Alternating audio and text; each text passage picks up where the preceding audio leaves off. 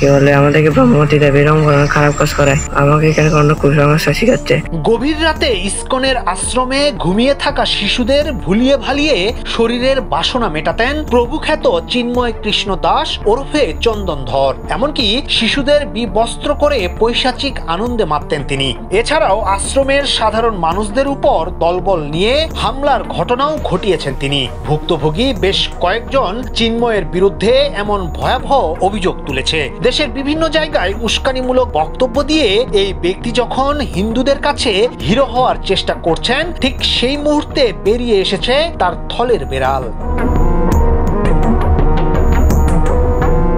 পুলিশের হাতে গ্রেপ্তার হওয়ার পর ভুক্তভোগী সেই শিশুদের বক্তব্য ছড়িয়ে পড়েছে নেট দুনিয়ায়। জানা গেছে যে শিশুরা চিন্ময়ের লালসার শিকার হয়েছে তারা সবাই চট্টগ্রামের ইসকন মন্দিরে সাধনা করত।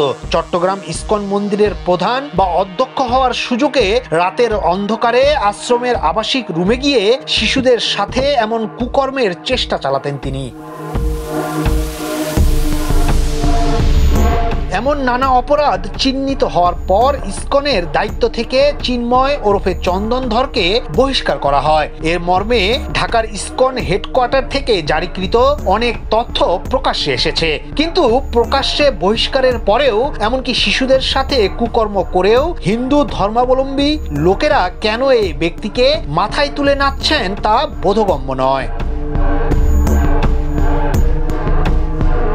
বেশ কিছুদিন আগে চট্টগ্রামে এক সমাবেশে উস্কানিমূলক বক্তব্য দিয়ে চরমভাবে সমালোচিত হয়েছিলেন চিন্ময়। সেই সমাবেশে ইসকনের এই নেতা বলেছিলেন, স্বর্ণা দাস নামে যে কিশোরী সীমান্তে বিএসএফ এর বুলেটে প্রাণ দিয়েছে সে নাকি বাংলাদেশি মুসলিমদের অত্যাচারে অতিষ্ঠ হয়ে ইচ্ছে করে বিএসএফ এর সামনে বুক পেতে নিজেকে শেষ করে দিয়েছে।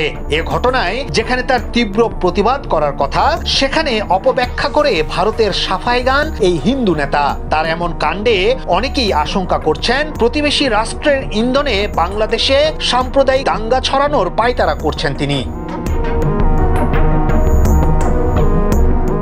দেশের পট পরিবর্তনের পর ধর্ম উপদেষ্টা বলেছিলেন প্রয়োজনে মাদ্রাসার ছেলেরা মন্দির পাহারা দেবেন, অথচ এটাকে শেয়ালের কাছে মুরগি বর্গা দেওয়ার সাথে তুলনা করেছিলেন চিন্ময়। কিন্তু দেশের কোনো মন্দিরে মাদ্রাসা ছাত্রদের হামলার একটা প্রমাণও দেখাতে পারেননি তিনি।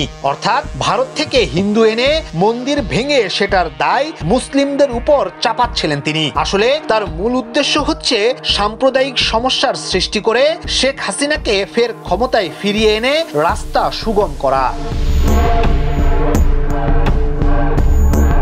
চিন্ময় কৃষ্ণ দাস ওরফে চন্দনধরের মতো উগ্রবাদী ভণ্ড সন্ন্যাসী যারা মন্দিরে আশ্রয় নেয়া শিশুদের লালসার শিকার বানায়, তাদের কথাই যদি দেশের সনাতন ধর্মের লোকেরা উঠবোস করে তাহলে হিন্দুদের ভবিষ্যৎ অন্ধকার বলে মনে করছেন অনেকেই। ইয়াসিন আলী, সোনালী নিউজ, ঢাকা।